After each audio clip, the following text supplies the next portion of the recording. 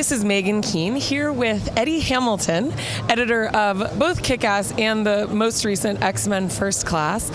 Eddie has been presenting for Avid here on the main stage at IBC 2011. So Eddie, tell me a little bit about how the presentations have been going. Very well, actually. Very well attended. We had standing room only, basically, in the last couple, which was a great pleasure.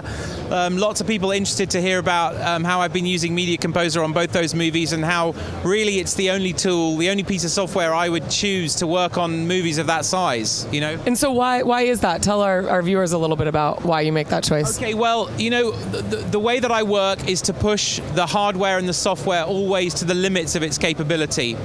And what that means is when a producer or a director comes and sits in my cutting room, they can watch the equivalent of a finished movie. I always work with 16 tracks of sound. I always color correct what I do. I build temp visual effects on the timeline. I replace all the green screens. I motion track the backgrounds. Everything is done within the Media Composer timeline. And I have a 5.1 calibrated sound system. I have a 65-inch calibrated color plasma screen. So people can sit and they can see the potential of what their film could be. And I can, using the tools available to me and the skills that I've been trying to develop over the last 15 years since I started using Media Composer, you know, I can deliver world-class work to people.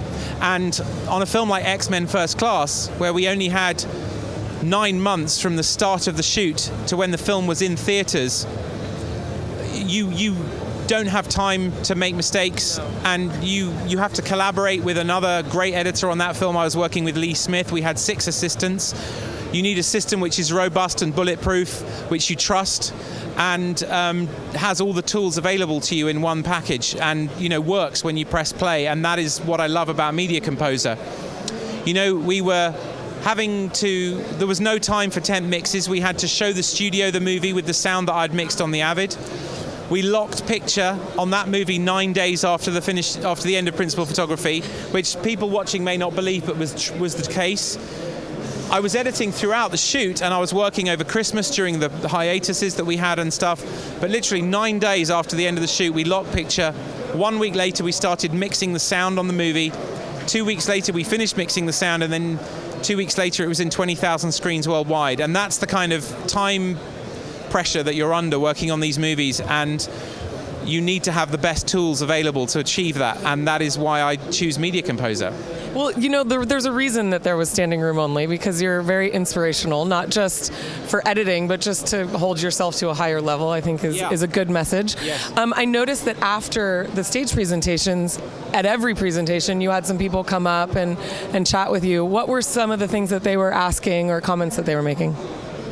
A lot of them are just asking for advice, you know, assistant editors wondering to know how to break in, and the main message there is keep going, because there's so much luck involved in breaking through in this industry, and it took a long time for me to get a break. Many years of working in a lot of short films and a lot of low-budget movies before I managed to work on a slightly bigger budget movie. And the more you edit, the better you get at it. You know, I've been using Media Composer for 15 years, which means approximately 45,000 hours that I've spent, you know, hard at work using that software. And I feel like I'm getting reasonably good at it now. And the people who've been using it, I mean, the people who've been editing movies who are really good have been doing it for 40 years, so I've still got a long way to go. And that's what they're asking. They're asking about you know, whether they should learn Avid or whether they should learn Final Cut or whether they should learn Premiere. So I give them my advice. I think, you know, try all of them and see what works for you, because Media Composer works very well for me.